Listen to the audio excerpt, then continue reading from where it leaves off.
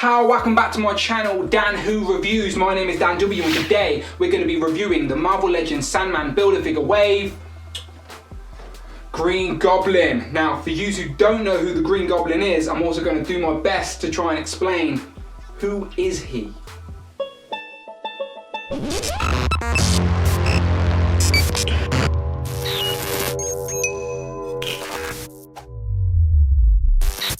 So here he is, fresh in the packaging, the Green Goblin. He comes packed with the two Sandman Build-A-Figure heads, his Goblin glider and the pumpkin bomb.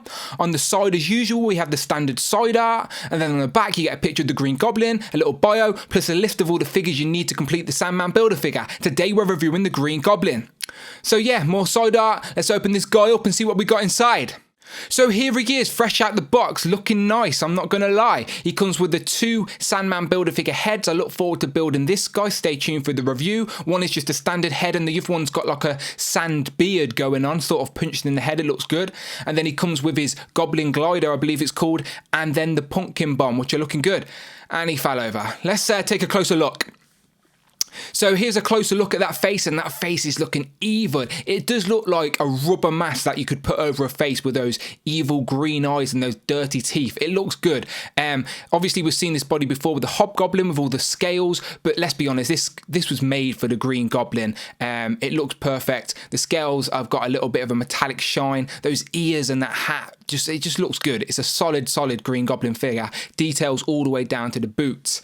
Here he is, how he should be posed on his Goblin glider. Obviously I didn't have a flight stand to hand, but obviously he is better in the air if you can get a decent stand and glide him over your Spider-Man figures or whatnot. But even the pumpkin bomb has got the face painted on it, which is a nice little touch as well. We haven't had that with the previous ones, but overall a solid figure. So if you don't know who this guy is, let's ask the question. So now let's ask the question, who is he? Well, I'll give you a bit of background on the character that this figure is inspired by. Now, spoiler alert, the Green Goblin is in fact Norman Osborn. Now, his first appearance was Amazing Spider-Man 14 back in 1964, and how this happened was Norman was testing a serum that Oscorp were manufacturing to try and give the military special abilities. Now, while testing it in his private lab, it exploded in his face, hospitalizing him for weeks, but when he emerged, he was in fact smarter and stronger. But little did he know that the serum would eventually make Norman lose his mind. He started to hear voices in his head and it was driving him insane. Now, Osborn wanted to control all of the organised crime in the city, so he gave himself the persona of the Green Goblin, as it was a character that scared him as a child. Then, using his company's wealth and technology, it granted him access to this strange and advanced weaponry, and to prove his reputation to the city, he targeted, you guessed it, Spider-Man, and the rest is history. Green Goblin was famously one of the first big villains to find out that Spider-Man was in fact Peter Parker, and he also famously killed Gwen Stacy back in the day.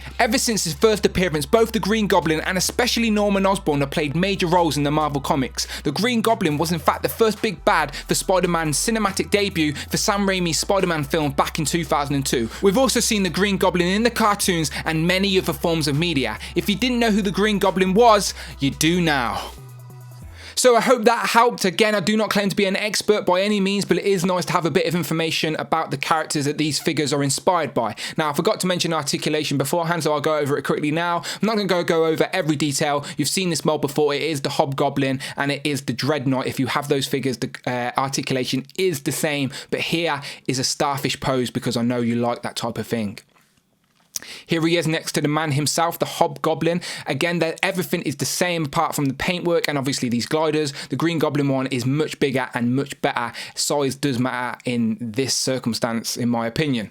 Here he is next to Gwen Stacy, Spider-Gwen, and the Ultimate Peter Parker.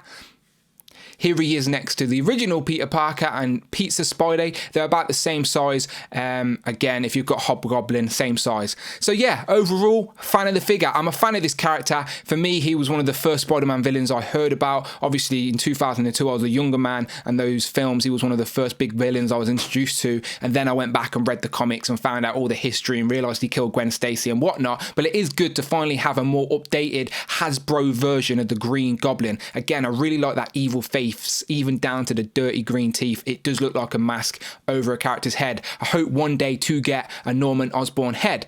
But yeah, overall, fan of the figure. Please subscribe. My name's been Dan W. Let me know how I'm getting on with this Who Is He segment, if I should continue doing it in the future. I will do more articulation in future videos after this wave, I promise. I am listening and reading the comments. Thank you very much. I'll see you on the next one.